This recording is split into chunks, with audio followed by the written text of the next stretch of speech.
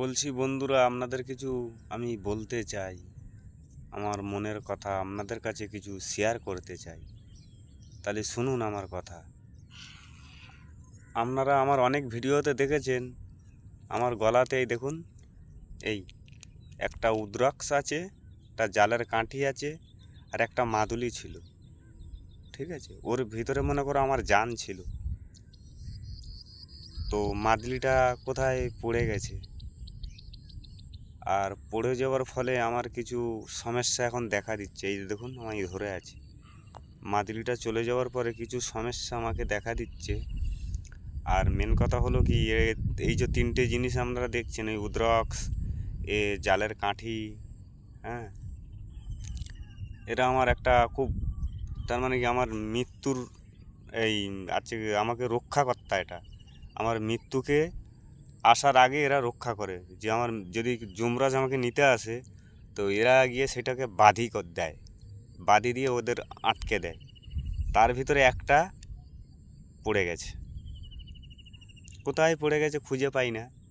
তাহলে আমার মৃত্যু হচ্ছে কি এর ভিতরে, বুঝতে পারছেন? এই যে একটা চলে গেছে, দুটো এখনও আছে। এবার ওইটা যদি আমি না লাগাই তো আমার মৃত্যু অনিবার্য, বুঝতে পারছেন? যেটা আপনাদের শেয়ার করার কথা না, ফিরবি করলাম। এটা গলাতে আছে, এই দেখুন, এই উদ্রাক্ষ, জালের কাঠি আর একটা মাদুলি ছিল। ওটা আমাকে নিয়ে নিতে হবে, আমি ওটা নিয়ে নেবো। নিলে আমার আর সমস্যাটা দূর হয়ে যাবে। যে মাদুলির ওই যে ইয়েটা আছে, এই যে দেখুন, বুঝতে পারছেন? আর আমার বাবা মারা গেল, আপনারা তো সবই জানেন যে এই বছর নিয়ে বোধহয় 3 বছর হবে আমার বাবা মারা গেছে। তো আমি মনে করি আমার বাবা মরেনি। সত্যি বলছি, আমার বাবা মরেনি। এই দেখো, আমার হৃদয়েতে গাঁথা আছে আমার বাবার নাম, হর হর মহাদেব। আমার বাবা চলে গেছে, কিন্তু ওই বাবা আছে যে আমাকে সর্বদাই রক্ষা করে। হ্যাঁ, সর্বদাই আমাকে সে রক্ষা করে। আর দেখো আমার হাতে এই যে ত্রিশূল আঁকা আছে, এই যে বাবার নামে ত্রিশূল, ত্রিশূল আঁকা আছে। এই যে ত্রিশূল আঁকা আছে হাতে। আর এই আমার বাবা, এই উদ্রাক্ষ আছে গলায়।